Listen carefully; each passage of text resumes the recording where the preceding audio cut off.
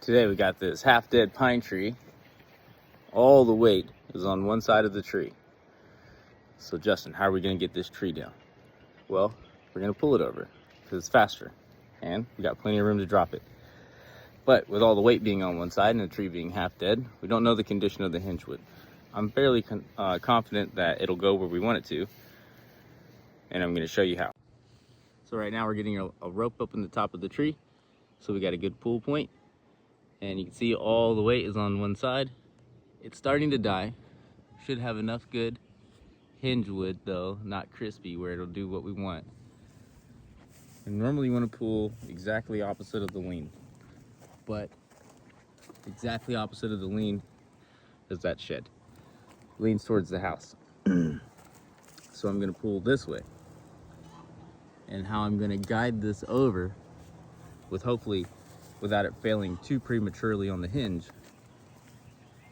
is by varying the width of my hinge wood when I do my back cut.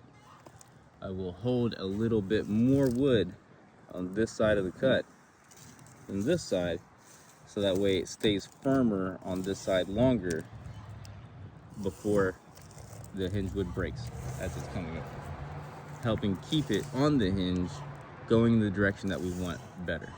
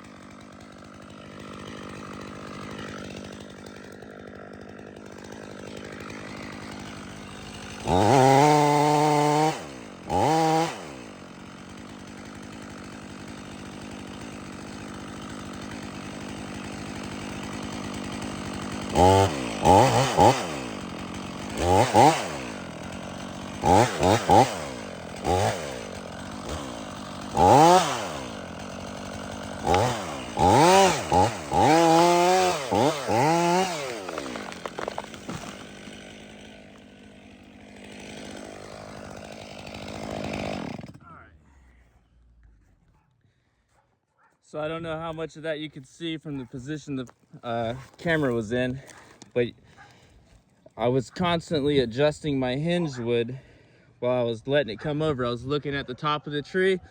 I was looking at the top of the tree wiggle left and right, back and forth in the direction we was taking it, and I was constantly gauging the direction that it was beginning to try to pull harder to, and then taking hinge wood off where I needed to adjust, so I can more or less guarantee I could get it to go within reason where I wanted it to. So, you know, I took a little bit more off here into the cut. You can see where some fibers started to pull before I started cutting.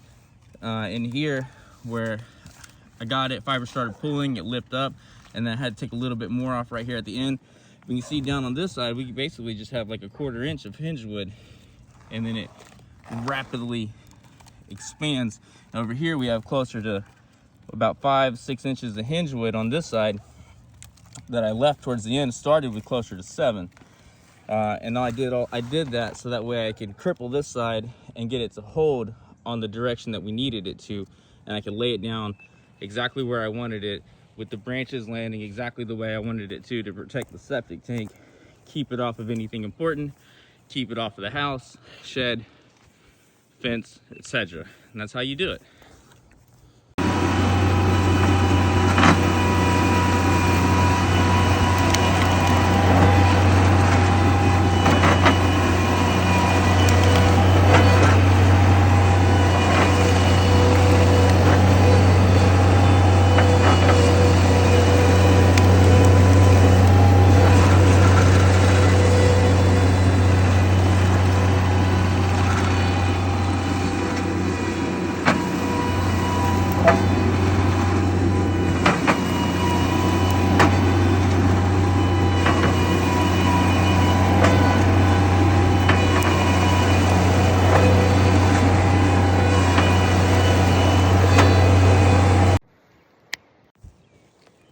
And just like that, everything's how it should be, minus one tree.